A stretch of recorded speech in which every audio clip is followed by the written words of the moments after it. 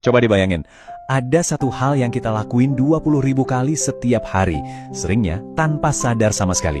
Dan hal yang satu ini ternyata punya kekuatan buat menyembuhkan seluruh tubuh kita secara sistematis, dari jantung sampai ke pencernaan. Ini bukan obat loh, bukan sihir juga. Ini adalah biohack paling canggih yang udah terpasang di dalam diri kita sejak kita lahir. Yuk kita bongkar bareng-bareng rahasia di balik matriks pernapasan ini. Fakta ini ya nggak bisa diganggu-gugat. Makanan, air, itu semua penting banget. Tapi napas adalah prioritas nomor 1. Tanpa napas, cuma dalam hitungan 3 menit, semua sistem di tubuh kita bakal berhenti berfungsi. Udah, titik. Inilah fondasi dari segalanya. Coba deh, sekarang sadarin napas kalian. Tarik napas, hembuskan. Kemungkinan besar, napas kalian itu seperti napas tikus ketakutan yang di kolom kiri. Pendek, cepat, dan dari dada. Sadar nggak sadar, ini adalah napas stres yang dipakai 90% orang di zaman modern ini. Padahal, setelan pabrik kita itu napas paus. Dalam, lambat, tenang, dari perut. Pergeseran kecil dari tikus ke paus inilah kuncinya, yang membuka semua biohack yang bakal kita bahas. Nah, ini dia kuncinya. Coba pikirin deh, kalian kan nggak bisa tuh nyuruh jantung pelan-pelan dong. Atau nyuruh lambung, cerna lebih cepat ya. Itu semua otomatis. Tapi nafas ini satu-satunya sistem otomatis yang punya tombol manual. Kita bisa ambil alih kendalinya kapan aja kita mau. Inilah gerbang masuk kita buat mengendalikan mesin biologis kita yang paling canggih. Oke, kita mulai tur di dalam tubuh kita. Pemberhentian pertama, pusat kendali, jantung dan otak. 2 organ yang paling pertama kebakaran kalau kita lagi stres. Bayangin deh, jantung kita itu kayak mesin mobil yang lagi ngegas kencang, padahal lagi di lampu merah, kepanasan karena cemas. Detaknya bisa melonjak tinggi, bahkan pas kita lagi duduk diam. Nah, napas dalam yang benar itu ibarat rem daruratnya, yang bisa mendinginkan mesin itu secara instan. Gini cara kerjanya, simple banget sebetulnya.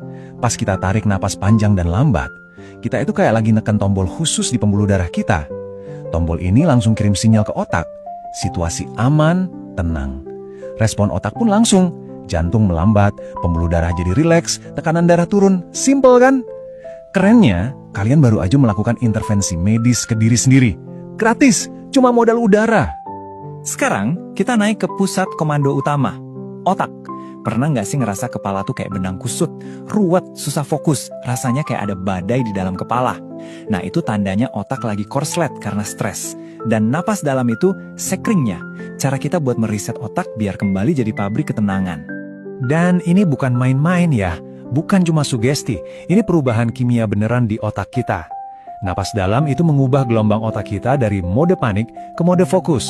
Secara harfiah, napas dalam juga membilas otak dari sampah-sampah metabolik. Dan yang paling keren, ia memicu tubuh kita buat memproduksi GABA, molekul penenang alami kita sendiri. Anggap aja ini Xanax alami dari tubuh kita, tanpa efek samping sama sekali. Oke, tur kita lanjut lagi ya. Sekarang kita masuk lebih dalam ke mesin-mesin internal, paru-paru, pencernaan, dan sistem detoksifikasi kita. Ini nih, fakta yang mungkin bikin kaget. Kebanyakan dari kita tuh cuma pakai sekitar 30% dari kapasitas paru-paru kita, yaitu bagian atasnya doang. Ini ibaratnya, kita punya spons raksasa, tapi kita cuma pakai ujungnya buat nyerap air. 70% bagian bawahnya, yang paling kuat, kita biarin aja mati suri. Nah, napas perut inilah yang jadi alarm buat ngebangunin si raksasa yang lagi tidur ini. Kalian memaksa paru-paru buat mengembang penuh, membuka jutaan kantung udara yang tadinya kempis. Terus, hembusan napas yang panjang itu bakal memeras keluar semua udara basi yang terperangkap di dasar. Hasilnya, efisiensi oksigen kita meroket, dan kita nggak bakal gampang ngos-ngosan lagi.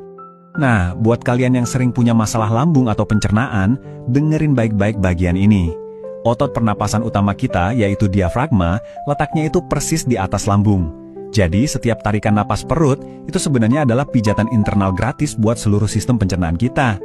Jadi gerakan si diafragma yang naik turun itu, bener-bener kayak lagi mijitin lambung dan usus kita, bikin gerakannya jadi lancar.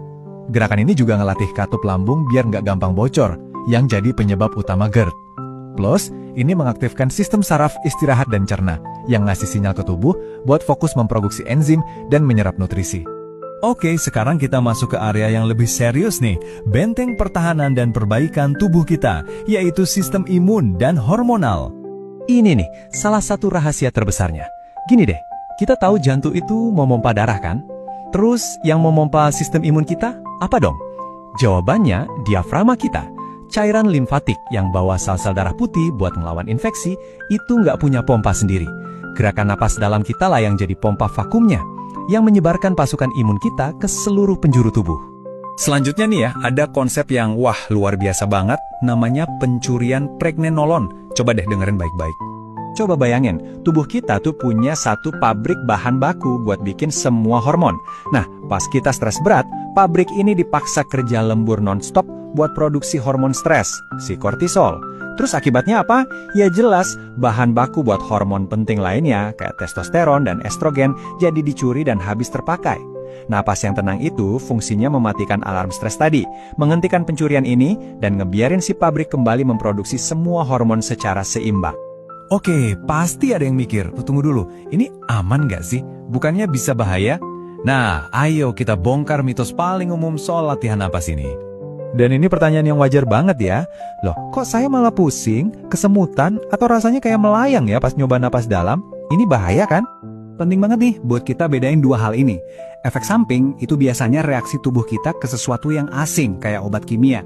Nah, yang kalian rasain itu namanya adaptasi fisiologis. Ini bukan sinyal bahaya, justru sebaliknya. Ini adalah tanda kalau tubuh kalian lagi dalam proses transisi kembali ke kondisi sehatnya. Justru ini kabar baik. Ada nama ilmiahnya loh, namanya efek Bohr. Ceritanya gini. Karena kita bertahun-tahun bernapas pendek, pembuluh darah di otak kita jadi terbiasa menyempit. Pas kita tiba-tiba membanjirinya dengan oksigen sehat, pembuluh darah itu kaget dan langsung melebar dengan cepat. Rasa pusing itu adalah sensasi darah dan nutrisi yang akhirnya bisa mengalir deras ke otak kita. Jadi itu nutrisi, bukan bahaya. Jadi, setelah kita jalan-jalan ke seluruh sistem tubuh kita tadi, kita bisa lihat satu benang merah kan? Semua perbaikan ini intinya cuma satu hal, mengembalikan tubuh kita kembali ke setelan pabrik.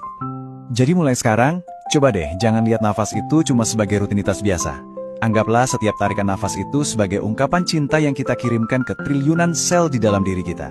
Setiap tarikan adalah nutrisi buat jantung, ketenangan buat otak, dan penyembuhan buat perut kita. Tubuh kita itu sebetulnya dirancang untuk jadi luar biasa, tapi seringnya kita jalanin di mode hemat daya.